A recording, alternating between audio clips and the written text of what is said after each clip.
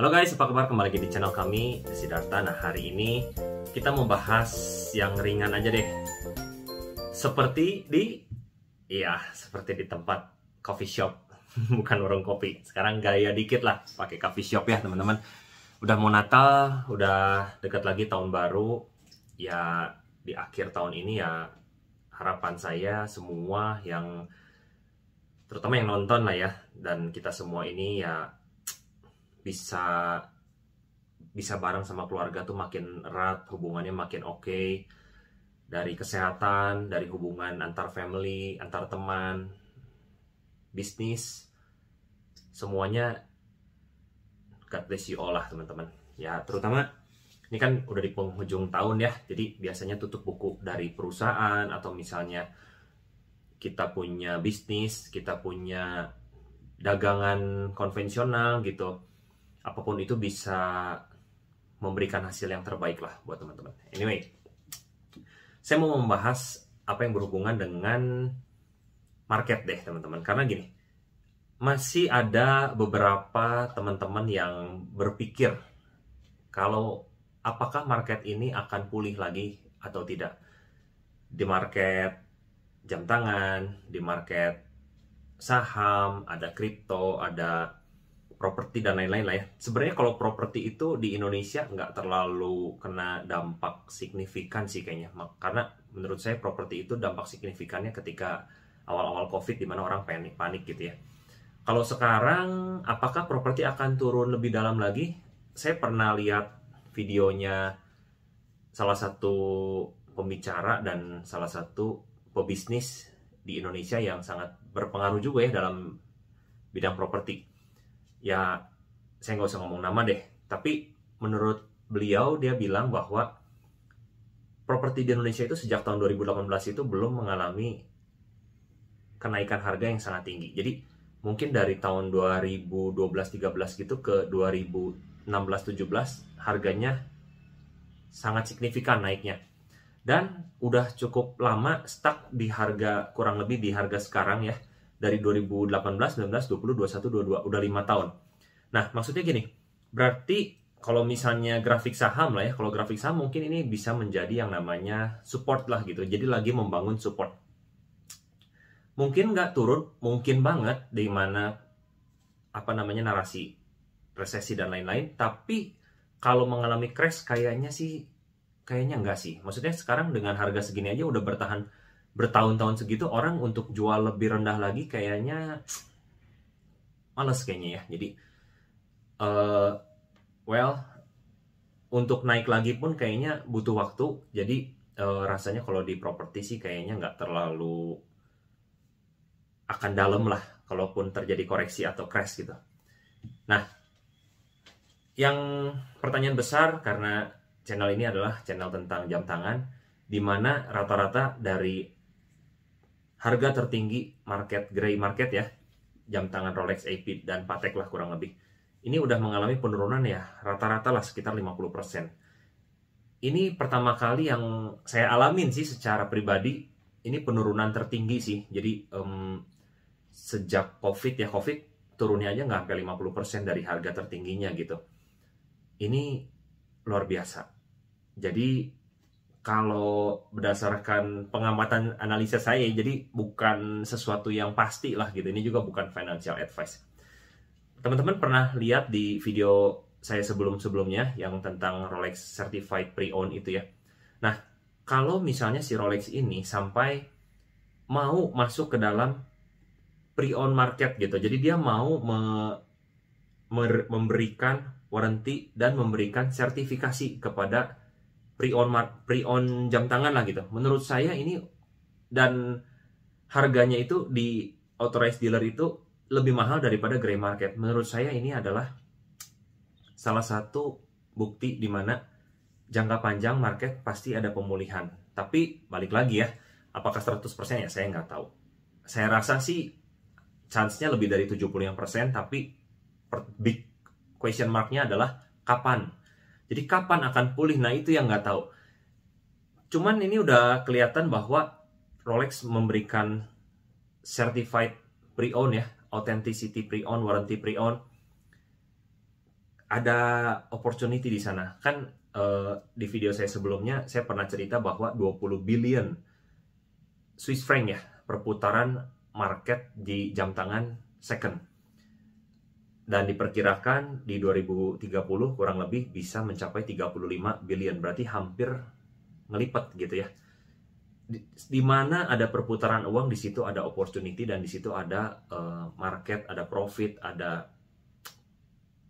cuan lah kasarnya begitu. Jadi bagi teman-teman yang hari ini mungkin masih hold jam tangan Anda, ini seperti kayak hold saham aja ya, hold saham gitu. Sebenarnya intinya nggak usah takut lah, terutama jam tangan yang bagus lah, model-model sportnya Patek, model-model sportnya Audemars Piguet gitu kan, Royal Oak lah terutama kalau di Audemars Piguet, dan sport modelnya Rolex gitu.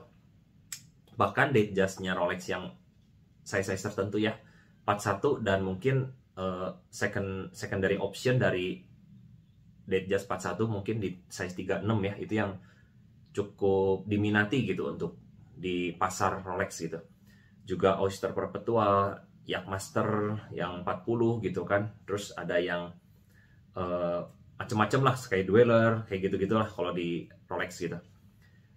Pokoknya nggak terlalu khawatir lah teman-teman. Toh jam tangan sejelek-jeleknya ya masih bisa dilihat dan bisa dipakai ya. Kalau saham ya cuma bisa disimpan aja gitu kan di digital gitu kan. Yang pasti di mana ada market, di mana ada perputaran uang, market maker juga suka gitu masuk ke dalam pasar itu gitu.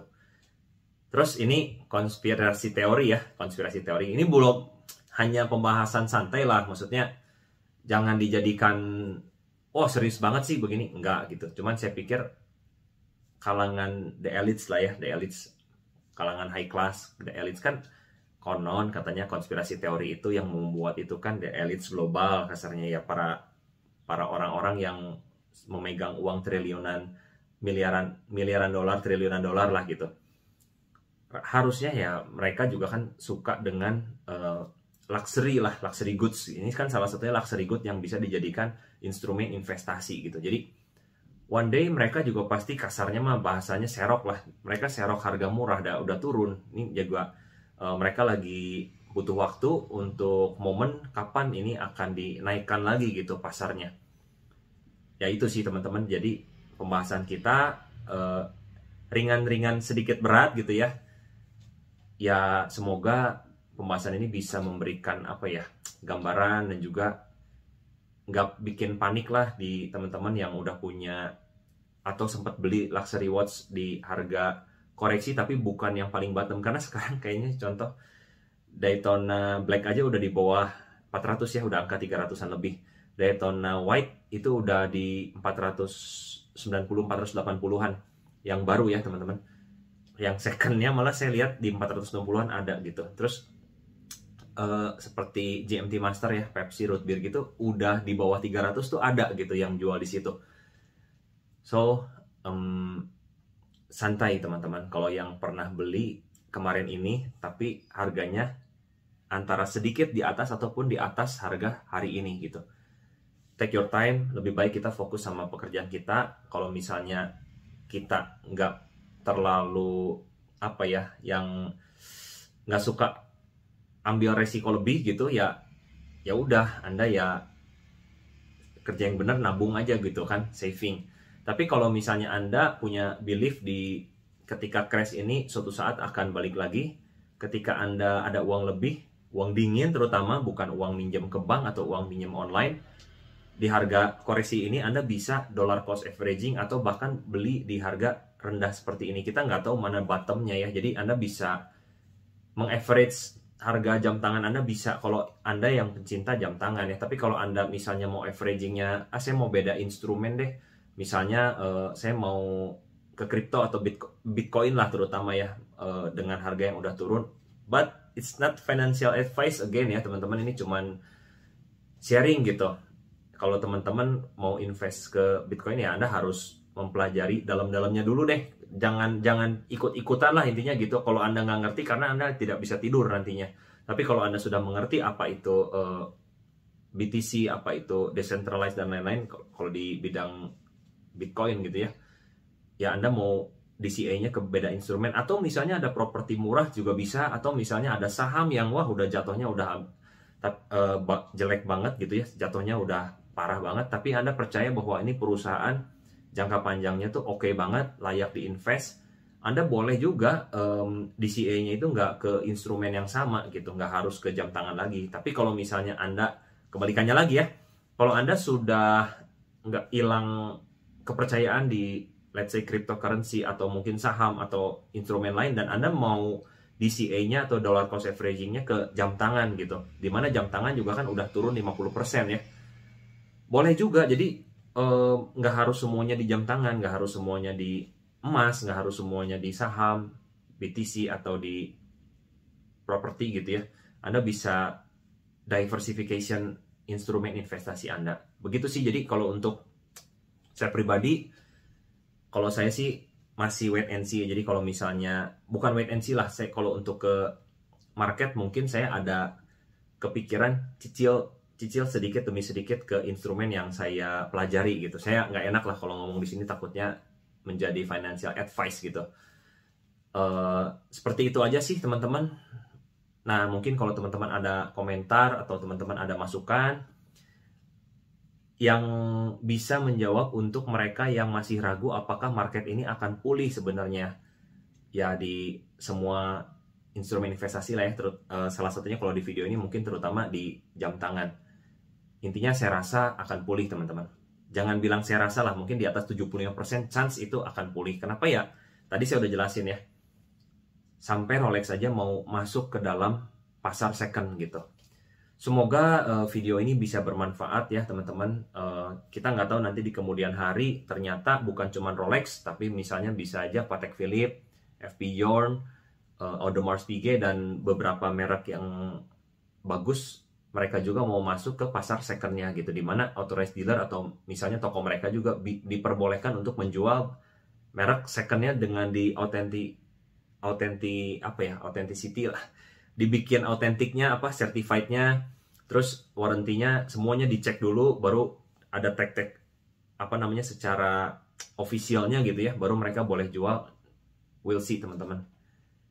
Itu aja ya, semoga bisa membawa informasi yang positif nih buat teman-teman di akhir tahun. Kemungkinan besok-besok saya off dulu untuk bikin video karena ada rencana ya nemenin orang tua lah, mau main lah mereka gitu.